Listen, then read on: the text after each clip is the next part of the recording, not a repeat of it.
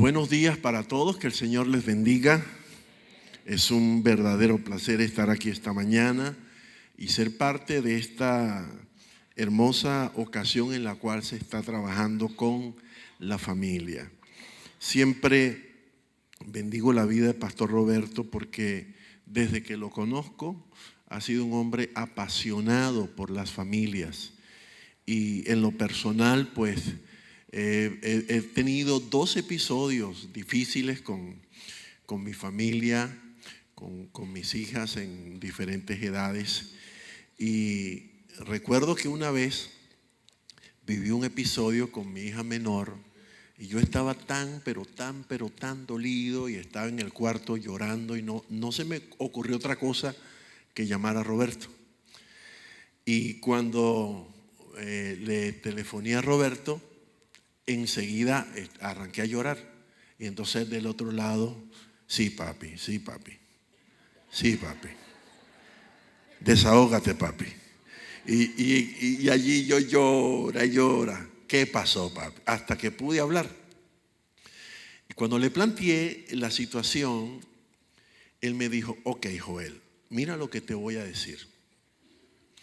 Si lo que le pasó a tu hija le hubiese pasado a mi hija, y yo te mando a mi hija para que tú trabajes con ella, ¿cómo tratarías a mi hija? Oh, Roberto, la trataría con amor, con cariño, me sentaría con ella, le escucharía, pues no la reprendería, trataría de orientarla. Y bueno, ahí yo mismo me puse la soga al cuello, pues. Y entonces me dijo, ok, lo que quiero que hagas es que vayas al cuarto de tu hija y háblale como si fuera mi hija. Wow, eso cambió la perspectiva del problema. Y cuando entré al cuarto a hablar con mi hija, la rabia que tenía antes, el dolor, todo lo que con lo que llamé a Roberto, se había transformado en compasión y amor. Y bueno, tienen una bendición de tener a un hombre como este como pastor, que tiene tanta pasión y tanto amor por las familias. Ámenlo, valórenlo. Mire que ya no se puede parar cuando se sienta, entonces cuídenlo. Bien. Quiero unirme al equipo pastoral de la casa que ha estado ministrando temas relacionados con la familia. Y hoy quiero hablarles acerca de fundamentos de una familia que vence las crisis. En el libro de Primera de Corintios, el apóstol San Pablo escribe esta palabra: les suplico, hermanos, en nombre del Señor Jesucristo, que todos vivan en armonía y que no haya división entre ustedes, sino que se mantengan unidos en un mismo pensar y en un mismo propósito. Y quiero comenzar esta conferencia con una ilustración. Un padre de familia, de una familia muy acaudalada, muy pudiente económicamente, vivía muy confortable en un mega apartamento de una gran metrópolis. Un día, hablando con su hijo, le dice: hijo, quiero que tú y yo hagamos un viaje al campo, con el propósito de que puedas ver cuán pobres, cuán necesitadas son las personas que viven en los campos, y que puedas comprender el valor de las cosas y lo afortunado que tú eres al tener tanto. Bueno, así estuvieron por espacio de un día y una noche completos en una granja apartada en una montaña, en una familia de campesinos bien humildes, pero llenos de mucho amor. Los atendieron, cuidaron de ellos. Al concluir el viaje de regreso a casa, el padre le habla a su hijo y le pregunta: ¿qué te ha parecido este viaje? El niño responde: muy lindo, papá, lindo, hermoso. ¿Viste qué tan pobre, qué tan necesitada puede ser la gente? Y el niño dijo, bueno, sí. ¿Qué aprendiste?, pregunta el papá. El niño dice, bueno, papá, vi que nosotros tenemos un solo perro en casa. Ellos tienen 5. Papá, me di cuenta que nosotros tenemos una piscina de 25 metros cuadrados y ellos tienen un río que no tiene fin. Papá, nosotros tenemos lámparas importadas en el patio y ellos tienen las estrellas. Papá, nuestro patio llega hasta el borde de la casa, pero ellos tienen todo el horizonte. Y especialmente, papá, vi que ellos tienen tiempo para conversar, para trabajar y para compartir en familia. Tú y mamá tienen que trabajar día y noche, todo el tiempo. Casi nunca los veo, rara vez conversan conmigo o rara vez conversamos los tres. Al terminar el relato, el padre se queda mudo y el niño le dice, gracias, papá, por haberme enseñado lo rico que podríamos llegar a ser. Entonces, la moraleja de esto, el todo de la vida no son las cosas materiales. No hay manuales, definitivamente, no hay manuales para tener una familia exitosa. Pero sí hay actividades que nos ayudan a lograr este propósito. Una familia exitosa es una familia saludable que permite a sus miembros no solamente en su interior, sino que también les permite crecer y ser mejores personas en cuanto a su desarrollo personal en el potencial que Dios ha depositado en ellos. Una familia exitosa es una familia que tiene valores claros. Y no es una familia que tiene una gran fortuna, como en el caso de este padre que pensaba que le había dado tanto a su hijo que lo que iba a ver en el campo iba a ser digno de compasión por parte de este niño. Entonces, una familia exitosa no es aquella que tiene una gran fortuna o que tenga prestigio o que tenga fama, a lo que llamamos nosotros estatus social, una cosa por la cual luchamos tanto a lo largo de la vida. El éxito de una familia radica en que cada integrante de la familia sienta 4 cositas. La número 1, que se sienta amado. Que se sienta amado. Porque sentirse amado le da sentido de pertenencia a cada miembro de la familia. Allá en nuestra iglesia tenemos un lema que dice, más que una iglesia somos una familia. Cuando la gente se siente amada, logra desarrollar sentido de pertenencia y entiende el valor de lo que tiene y siente la necesidad de luchar por lo que tiene. En segundo lugar, la persona se siente respaldada. Número 1, la persona se siente amada. Número 2, las personas de la familia se sienten respaldadas. Esto fomenta el sentido de realización de cada miembro de la familia. Porque las palabras de afirmación hacia la familia nutren el potencial que tenemos y nos motivan a continuar desarrollando nuestras capacidades, sean pequeñas o muchas. En tercer lugar, cada miembro de la familia siente aceptación. Eso fortalece su sentido de identidad.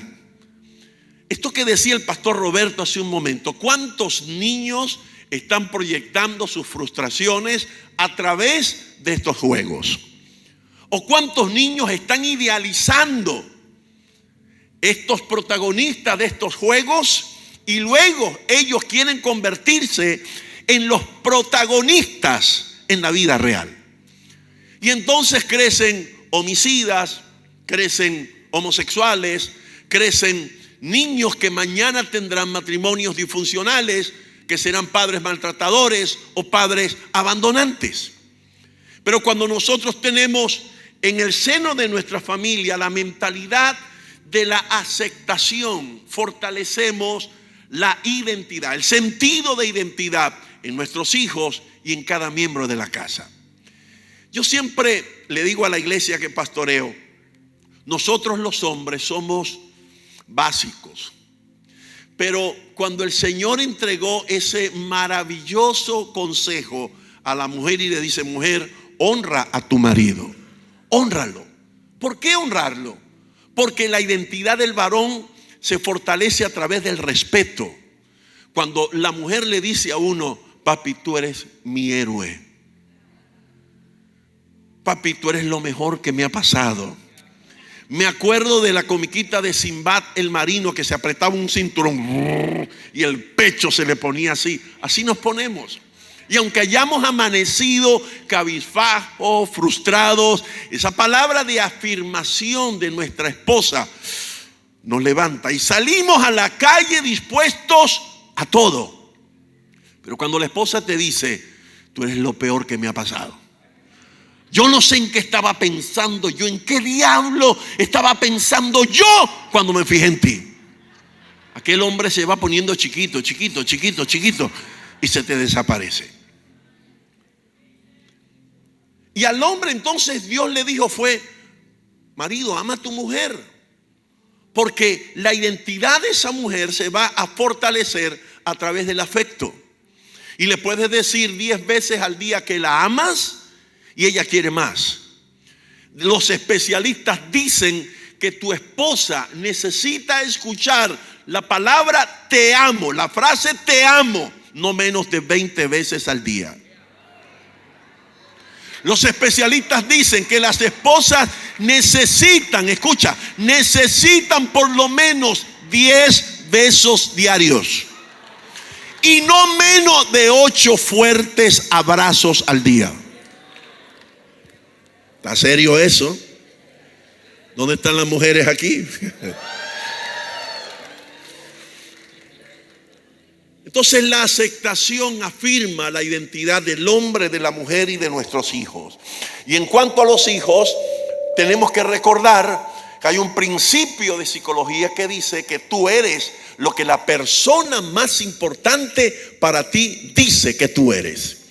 Cuando usted le dice a un niño que no sirve para nada, ¿quién se lo está diciendo? La persona más importante. Él lo cree, él lo acepta.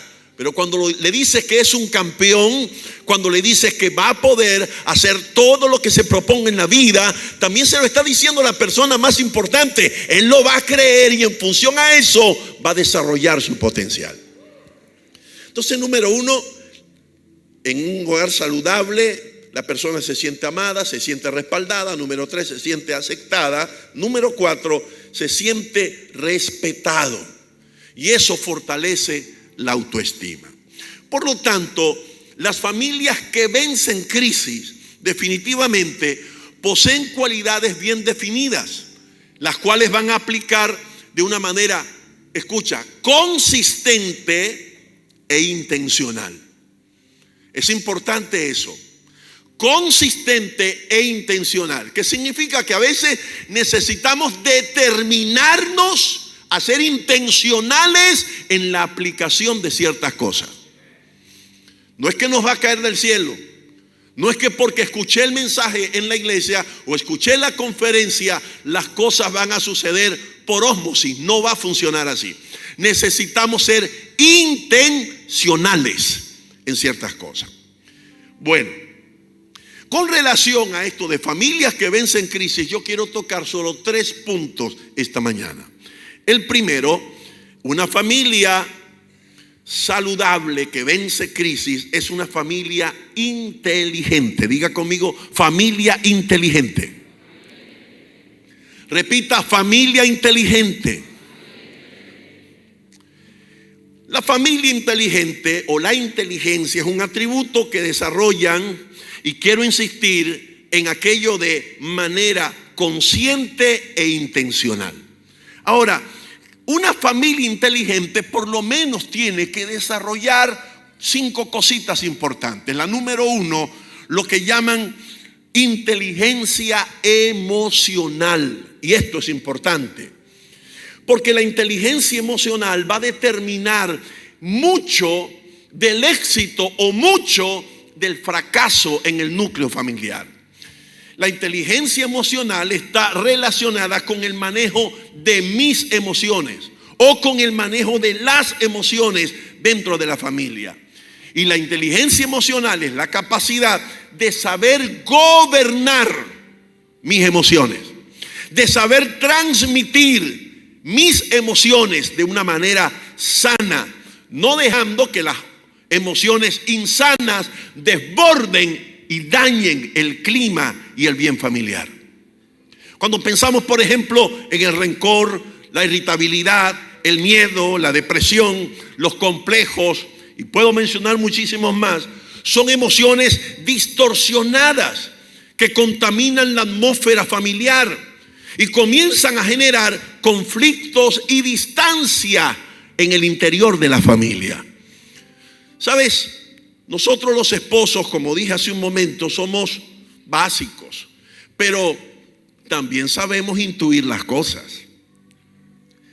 Cuando usted llega a casa, por ejemplo, varón, cuando usted llega a casa y consigue a los niños en la sala y consigue a su esposa en la cocina y huele a comida o huele a dulce, la esposa está preparando algún dulce y hay música puesta en la casa, usted siente ese ambiente de alegría y usted dice, todo está bien.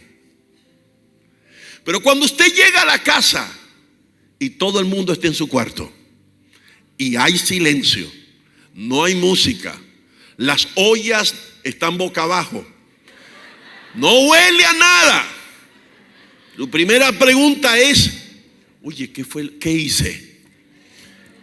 Nadie te está acusando, varón, pero tú preguntas, ¿qué hice? Comienzas a sentir una culpa ajena. ¿Qué hice? ¿Qué habré hecho? ¿Qué está pasando?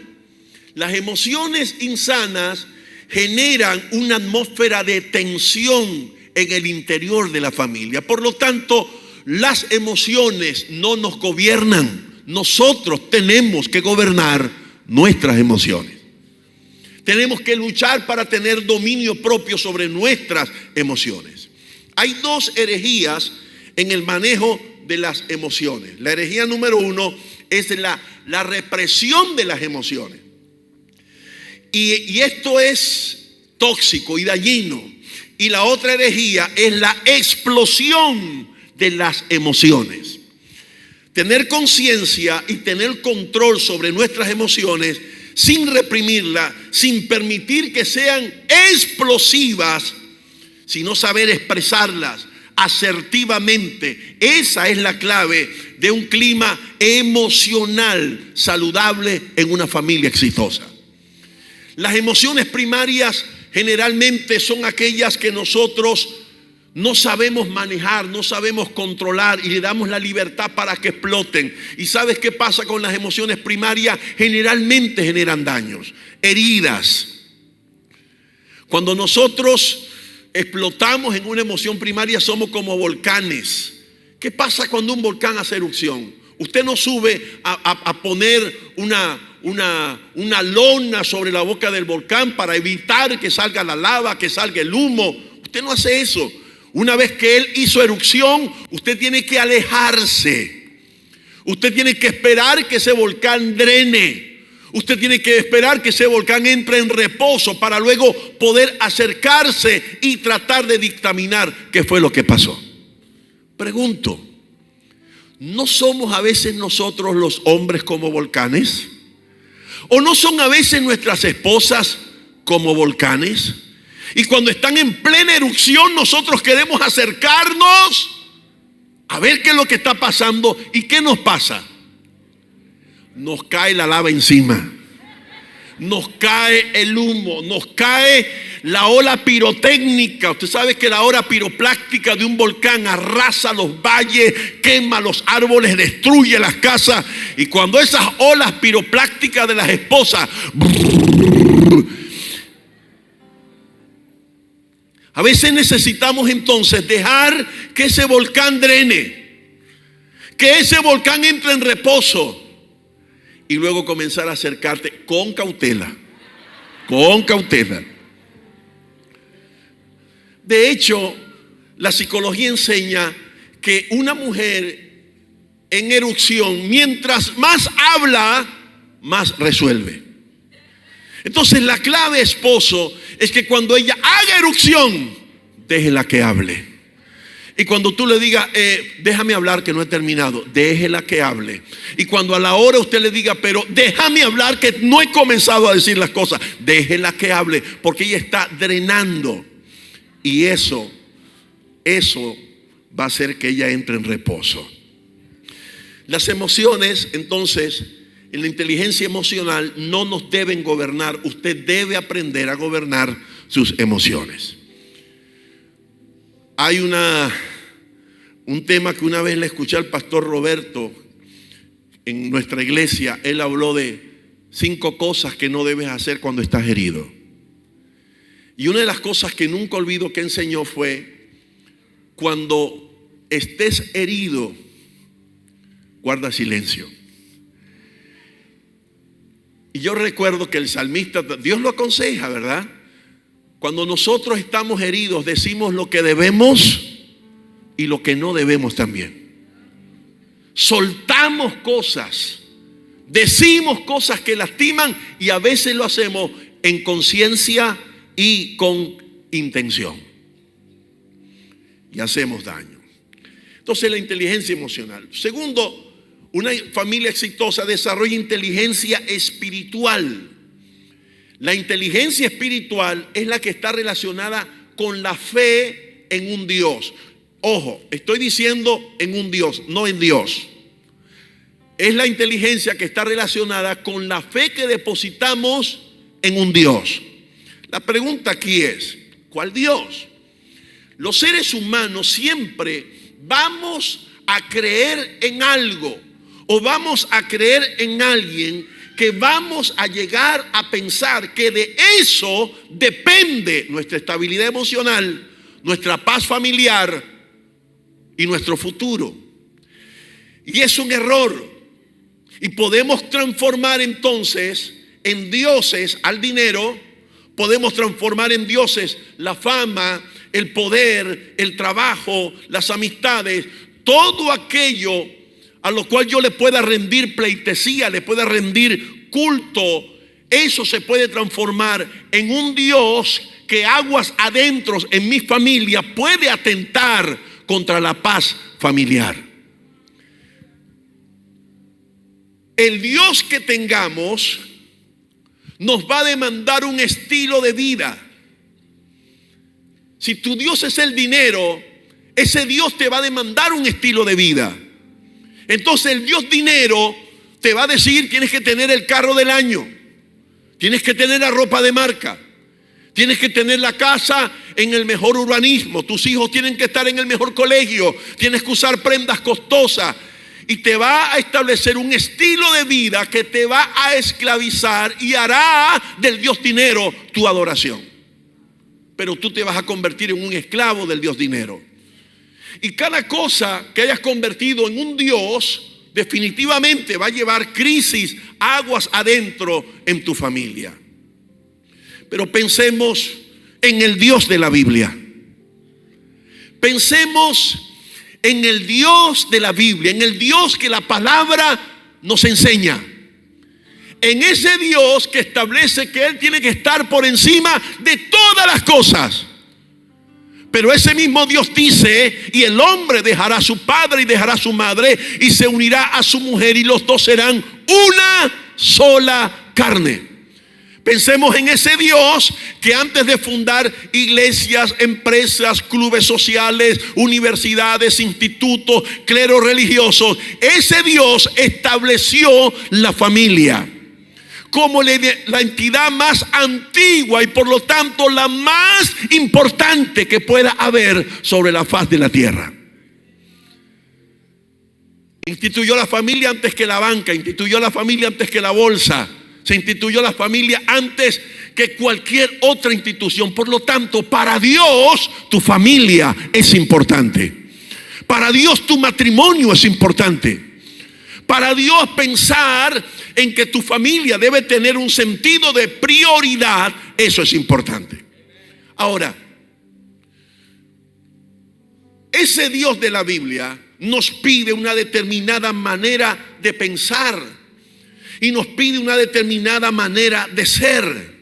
Y una familia saludable puede converger alrededor de las enseñanzas de ese Dios de la Biblia, haciendo de las enseñanzas de ese Dios de la Biblia su fuerza, el fundamento sobre el cual van a edificar su comunicación, su amor, su respeto, sus valores, sus principios. Por eso, cuando una familia edifica sobre el Dios de la Biblia, Satanás puede soplar con tormentas, con huracanes, con vientos huracanados, y no podrá mover esa familia, porque esa familia edifica sobre una roca inconmovible, el Dios de la Biblia. Y aquí yo hablo sobre un principio que llamo el principio del triángulo. Un triángulo es una figura geométrica que tiene 3 lados. Si usted se coloca de este lado y pone a su esposa de aquel lado del triángulo y pone a Dios allá arriba en el vértice superior, usted se da cuenta que mientras más lejos usted está de Dios, más lejos usted está de su esposa, y viceversa. Pero cuanto más usted se va acercando al vértice superior donde está Dios, y ella comienza a acercarse al vértice superior donde está Dios, más cerca te encuentras de tu esposa y ella de ti. Y cuando finalmente logras tener una conexión íntima con Dios, igual que tu esposa, la conexión que van a tener entre ustedes también será poderosa. Y se transforman en un cordón de 2 dobleces que, aunque el diablo quiera, no podrá romper. De allí la importancia que Satanás le ha dado a tratar de fracturar la inteligencia espiritual en la vida familiar. Él conoce el poder del acuerdo. Él conoce el poder de la oración en pareja. Él conoce el poder del altar familiar. Él conoce el poder de ir a la palabra juntos. Él conoce el poder de entrar en acuerdo por peticiones y por situaciones específicas dentro del núcleo familiar. Y como lo conoce, entonces él dice: yo necesito fracturar la inteligencia espiritual.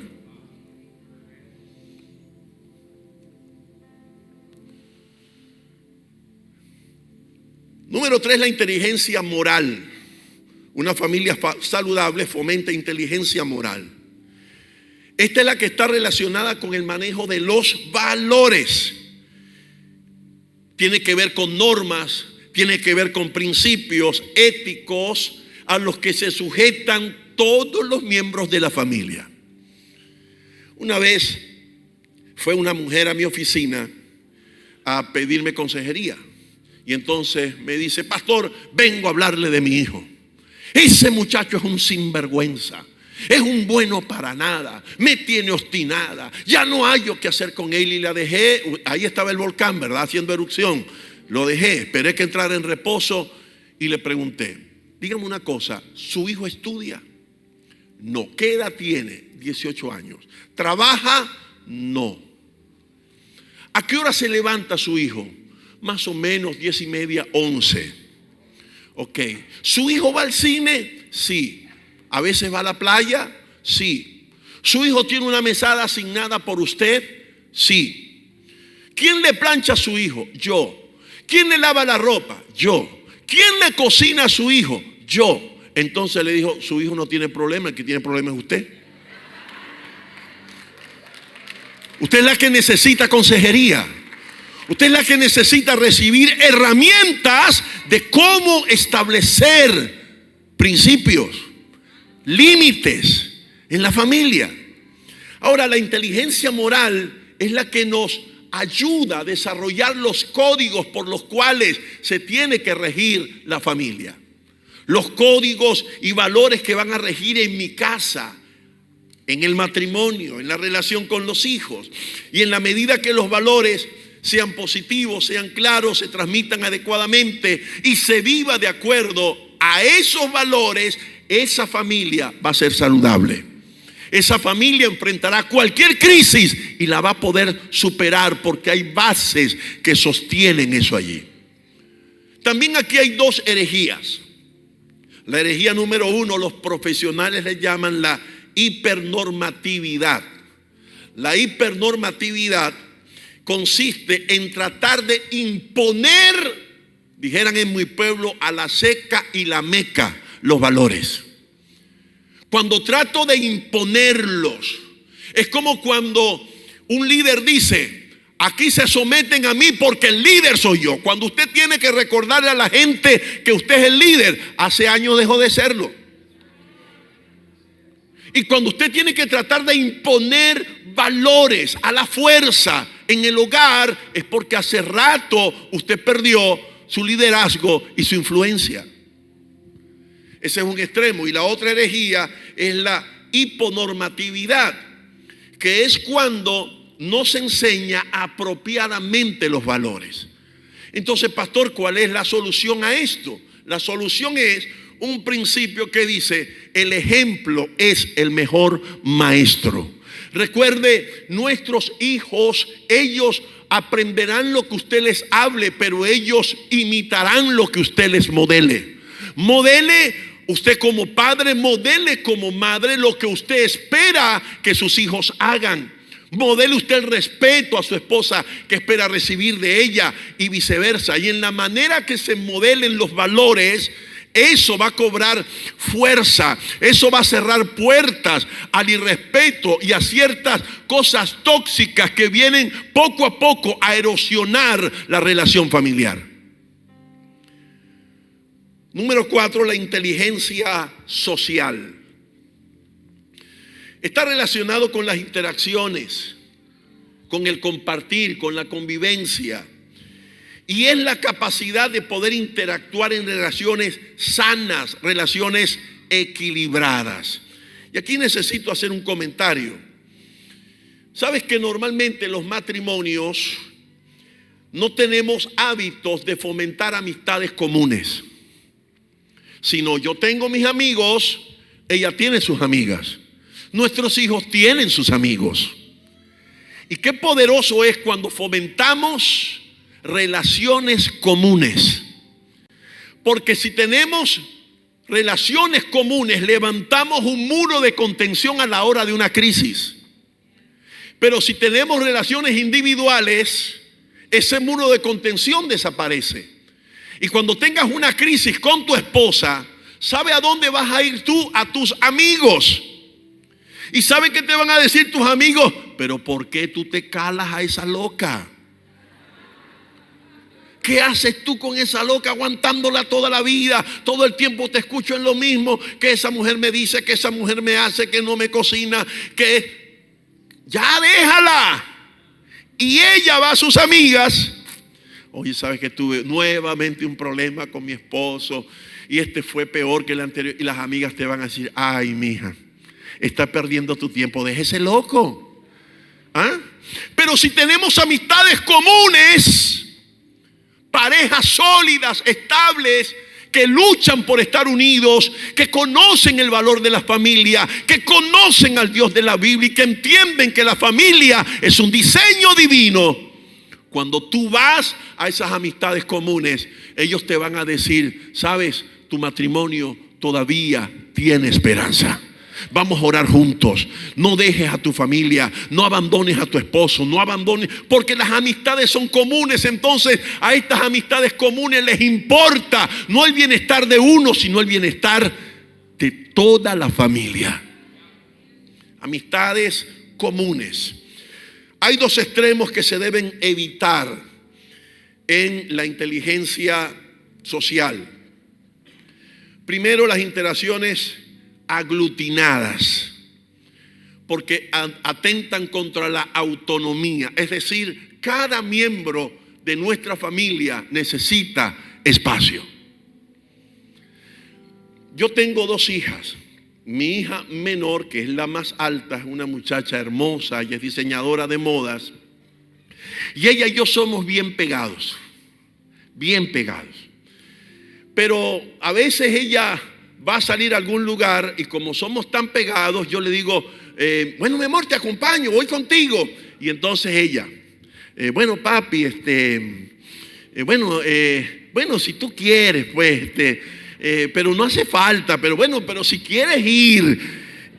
Y entonces, antes, en mi falta de inteligencia social, yo decía, ya no quieres compartir conmigo, ¿verdad? Ya no quieres salir conmigo. Cuando estaba chiquita sí, que te llevara a la escuela, que tus amiguitas te vieran conmigo, pero ahora no. Todo cambió. Ya ella creció, ya ella es una mujer, necesita independencia. Y entonces en la inteligencia social tú necesitas entender que los hijos necesitan su espacio. Necesitas entender que a veces tu esposa necesita espacio. Necesitas entender que a veces el esposo necesita espacio. Una vez vine de vacaciones aquí a Orlando con mi familia. Yo con 3 mujeres. No cometa ese error jamás. Bueno, ¿sabes? El primer día sentí que moría. El segundo día, bueno, terminé llamando a Pastor Roberto. Oye, Pastor Roberto, estas mujeres me están volviendo loco. Mío, muchacho, pero es que solo a ti se te ocurre hacer eso. Vete, Joel, vete, escápate. Tuve que decirles una mañana, hey, ¿saben qué? Ustedes me están volviendo loco. Necesito irme solo. Y entonces las 3 se miraron las caras y dijeron, ay, pobrecito. Y no me dijeron nada, fíjate, yo pensé que me iban no, bueno, papá, vete, mi esposa, ok, papi, vete. Y cuando yo salí de allí, wow, aire.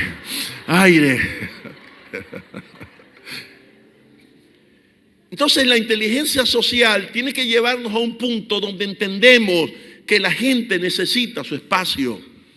Nuestros hijos necesitan espacio, nuestras esposas, nuestros esposos necesitan espacio. Una familia exitosa siempre será capaz de crear una atmósfera social donde se respire de manera equilibrada, donde podamos respetar los espacios de cada quien.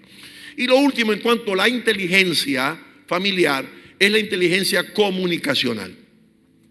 Y esto es lo relacionado al manejo del poder y la capacidad de distribuir apropiadamente el uso de autoridad. Es maravilloso vivir en familia, pero es un arte vivir en familia. En comunicación hay 3 niveles en comunicación que son bien importantes para familias en crisis. El primero se llama los clichés. Cuando estás molesto con tu esposa, por ejemplo. Imagínate, te acostaste bravo con tu esposa, molesto con tu esposo. Al otro día cuando te levantas, ¿no te ha pasado que dices, buenos días, mi amor? Ella está en el fregadero. Buenos días, mi amor. Y tú insistes. No insistas, hijo. Vete. Te dije buenos días. Entonces, ¿qué son los clichés? Los clichés son frases que nos ayudan a mantener la comunicación fracturada. Frases como buenos días, ¿cómo estás? ¿Cómo te sientes? ¿Cómo sigues? A veces esas respuestas vendrán entre dientes. Buenos días. Buenos días. ¿Cómo estás? Bien. ¿Qué vas a hacer hoy? Nada. Ya, tranquilo. Esos son los clichés. Ayudan a mantener una comunicación escasa, pero hay comunicación. En el segundo nivel aparecerán los reportes de hechos. En los reportes de hechos no hay riesgos ni complicaciones, porque en un reporte de hechos la esposa incómoda, el esposo incómodo llegó a casa y tú sencillamente preguntas, ¿cómo te fue? Y entonces en el reporte de hechos él dice, bueno, mira, vi a mi mamá, vi a mi papá y cerré 3 contratos. Bueno, fui a donde mi mamá siempre con los problemas, no tenía comida, la situación allí, mis hermanos no llaman a mi mamá. No te metas en eso. Quédate en el reporte de hechos. En el momento que tú digas, claro, es que tus hermanos son unos sinvergüenzas, el único que ve por ella eres tú, y tú calándote eso pareces medio tonto. Ya entraste en sugerencias y opiniones, y ahí comienza el caos. A veces necesitamos, en medio de una tensión, quedarnos en los reportes de hechos, sugerencias y opiniones, que tiene que llegar a ese nivel de comunicación. Y creo que Dios quiere que todas las familias, y en especial las parejas, lleguemos al nivel de las sugerencias y opiniones, donde tú me ayudas a crecer, donde yo te ayudo a crecer, donde tu consejo me enriquece, donde el mío te enriquece a ti, donde tu advertencia me va a privar de cometer errores y desaciertos, y las mías harán lo propio contigo. Necesitamos llegar allí, pero para eso necesitamos orar y decirle: Señor, danos inteligencia comunicacional. Ayúdanos a decir lo que tenemos que decir, pero como debemos decirlo. Allá en Puerto Rico, ¿saben lo que es el ñame, pastor? ¿Sí? Ok. Bueno, mire, no es lo mismo usted decirle a una persona: tienes un ñame en la cabeza, que decirle: eres un cabeza de ñame. No es lo mismo. No es lo mismo. Entonces, decir lo que debo decir, como debo decirlo. Y en la comunicación, en la inteligencia comunicacional, también hay dos herejías. Lo que se conoce como la comunicación imperial, en la que la persona trata de centralizar el poder absoluto. Yo quiero sentir que siempre tengo la razón. Yo quiero sentir que gano. Escúchame, en una relación de pareja o en un conflicto de familia, todos tenemos que ganar. Tiene que estar el principio de ganar, ganar. Tiene que prevalecer el principio ganar, ganar. Cuando siempre quieres sentirte que triunfas, que ganas, que el otro quedó opacado, derrotado, que el otro quedó confundido, que el otro quedó herido, eso va a fomentar rencores, eso va a fomentar raíces, eso va a fomentar malestares. Y la voluntad de Dios es que en la familia nosotros podamos tener la libertad de expresar, hablar y ser escuchados, tener la sensibilidad de escuchar a los demás, que la cultura de tener una comunicación imperial desaparezca y que todos tengamos la oportunidad de expresar lo que sentimos. Y la comunicación anárquica, en la que el poder no lo tiene ninguno y se vuelve un caos familiar. Nadie tiene autoridad, nadie controla a la familia, y Dios lo establece. En la Biblia Dios lo establece. El varón es cabeza. Ay, ay, ay. Bueno, pero la Biblia lo dice. El varón es la cabeza del hogar. Él es la autoridad en el hogar, al lado de esa esposa que también es autoridad en el hogar. Cuando la gente me pregunta: Pastor Joel, ¿quién manda en su casa? Bueno, yo mando, pero la última palabra es la que yo digo. De eso me encargo yo. Yo dejo que ella hable, que diga lo que quiera, pero la última palabra la pongo yo. ¿Y cuál es, pastor? Sí, mi amor. Sí, mi amor. Inteligencia emocional. Ok, lo primero que quería hablar entonces era acerca de la inteligencia familiar. Lo segundo que quiero hablar es que una familia que vence las crisis es una familia que cuida los detalles. Me encanta cuando doy consejería familiar y en parejas, preguntarle a la esposa que dice: no quiero este hombre más, es un animal, no lo soporto. Me encanta preguntarle: ¿qué fue lo que te enamoró de este hombre?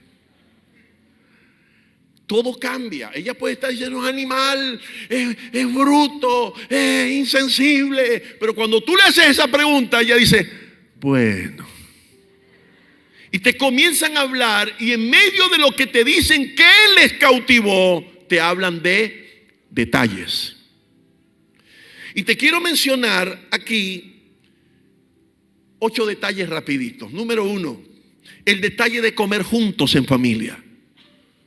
wow, qué maravilloso el momento de poder compartir en familia. Los otros días salí con mi familia a un restaurante a comer los cuatro, y yo tengo como norma personal cuando salgo con mis discípulos, Ronald está por ahí que lo sabe, a veces salimos 5 o 6 discípulos y apenas nos sentamos en la mesa, yo agarro la cestita del pan y digo, el momento de la ofrenda, y todos ponen los celulares ahí, y esa cestica yo la guardo hasta que terminamos de comer. Cuando salgo con mi familia hago lo propio, pongo la cestita allí y todo el mundo sabe que ese es el momento de la ofrenda de los celulares. Bueno, ese día recogimos la ofrenda de celulares y llegó una familia como de 10 personas. Y apenas se sentaron, estaban al lado de nuestra mesa todos. El padre de familia, yo me imagino que él llevaba una película en su mente. Este va a ser un día especial, va a ser un almuerzo maravilloso, todo eso. Y de repente lo veo en la cabeza de la mesa, en la cabecera de la mesa, y todos los nietos, hijos, todo el mundo, como cuando van a un duelo, por sus celulares los conocerás. Y todo el mundo sacó sus smartphones y todo el mundo comenzó, y tú lo que veías, y el viejito así. Parecía un pajarito en grama.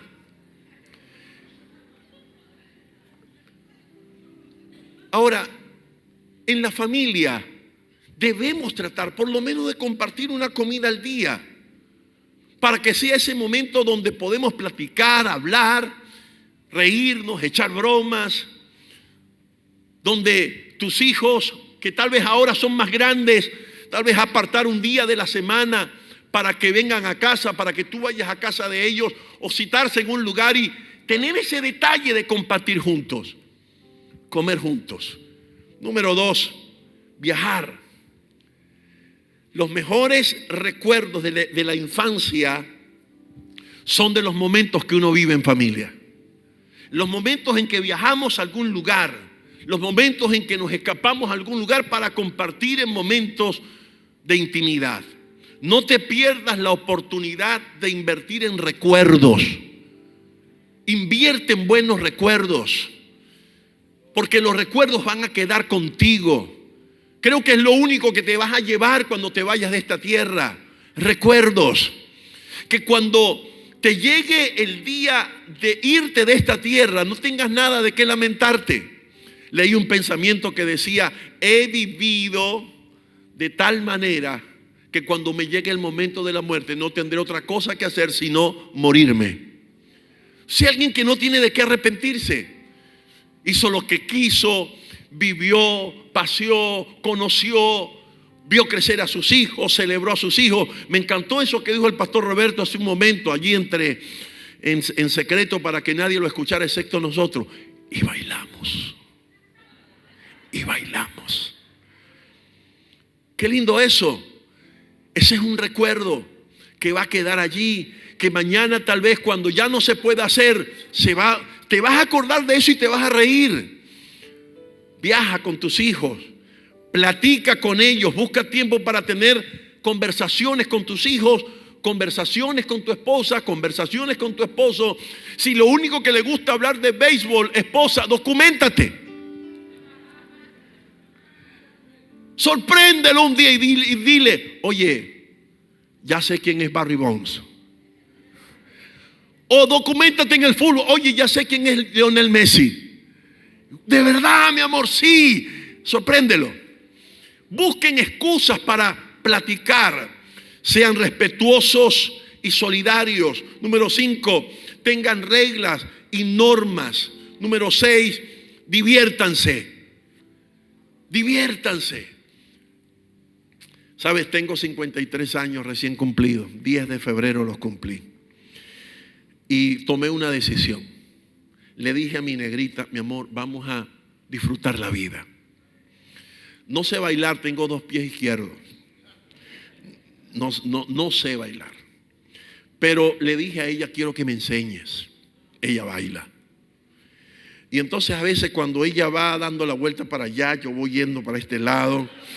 Y ella baila tan bien que los otros días estábamos allí celebrando mi cumpleaños en casa. Y entonces ella me sacó a bailar. Y entonces comenzamos. Y bueno, ella moviéndose, tú sabes, extraordinario. Y yo todo enredado en el baile. Y le digo, no chica, sígueme el ritmo. recuerdos. Hay que aprender a divertirse en familia. 7, aprendan a pedir perdón. Todos cometemos errores y el perdón sincero sana las heridas del corazón. No te guardes las cosas, aprende a pedir perdón. Número 8, tengan metas en común en la familia. Sabes, no importa lo diferente que puedan ser, tener una meta en común unifica la fuerza, unifica la devoción y entonces la familia se fortalece. Cuando la meta común es que vamos a construir nuestra nueva casa o vamos a ahorrar para comprarla, cuando la meta común es vamos todos a invertir y a ahorrar para que los hijos vayan a la universidad, cuando la meta común es direccional, todos se van a esforzar para que todos se sientan motivados. Y por último, una familia que vence crisis ha hecho de Dios su piedra angular. Ha hecho de Dios su piedra angular. En el libro de Mateo 17, 19 dice: cuando hay 2 o 3 congregados en mi nombre, ahí estoy yo en medio de ellos. Una familia que vence crisis es una familia que ora junta porque entiende el poder del acuerdo. Es una familia, y una familia que ora junta permanece unida. Satanás no puede meterse allí y dañar. Número 2, en el libro de Josué 1:8 dice: nunca se apartará de tu boca este libro de la ley, sino que de día y de noche meditarás en él, para que guardes y hagas conforme a todo lo que en él está escrito, porque entonces harás prosperar tu camino y todo te saldrá bien. ¿Qué significa eso? Fomenta la instrucción de la palabra de Dios en cada miembro de tu familia. Instruir al niño en su carrera y hablarle a nuestros hijos de la palabra de Dios no es una garantía de que algún día no se apartarán del Señor. No es una garantía de que van a vivir intachablemente sus vidas. No, la garantía es que la palabra va a quedar grabada en el corazón, que la palabra va a quedar grabada en su mente. Tal vez van a crecer y se van a poner rebeldes y se van a apartar de los caminos del Señor, pero tú sembraste la palabra. Tal vez un día van a querer vivir sus propias experiencias y se van a alejar de la iglesia, pero tú sembraste la palabra de Dios. Y tal vez un día los vas a ver llevando golpes en la vida, pero tú vas a decir: Señor, en ellos está la buena semilla de la palabra. ¿Y sabes qué va a pasar? Aunque ellos quieran correr de Dios, Dios siempre corre más duro que nuestros hijos. Y cuando ellos menos lo están esperando, Dios va a salir al encuentro de ellos, los va a sorprender y los volverá a traer a sus pies. Fomenta la palabra. En tercer lugar, Salmo 117 dice: alabad a Jehová naciones todas, pueblos todos, alabadle, porque Él ha engrandecido sobre nosotros su misericordia. La fidelidad de Jehová es para siempre. Entender que la adoración en familia es un arma de guerra. Eso es poderoso. Entender que adoración en familia es un arma de guerra. Entender que ha sido Dios el que ha engrandecido sobre nosotros su misericordia. ¿Sabes? Mi hija se vino a los Estados Unidos hace unos, no sé, ya 5 meses. Ella se vino. Y cuando se vino mi hija menor, la Toñeca, la consentida, cuando se vino mi esposa y yo, ya mi hija mayor tiene su apartamento, vive sola. Nosotros vivimos en una casa de 400 metros cuadrados que cuando la compramos fue una meta común, tanto de mis hijas como de nosotros, como padres. Y la meta común era: compremos una casa grande para cuando vengan los nietos. Y que los nietos vengan y corran por el patio. Y bueno, eso fue una ilusión tremenda. Dios nos dio la casa. Bueno, resulta que mi hija mayor no tiene hijos, mi hija menor no se ha casado, no tenemos nietos. Y cuando ella se vino, mi esposa y yo quedamos en esa casota. A veces ella me llamaba por teléfono para saber si yo estaba en la casa. Sí, estoy acá abajo en la cocina.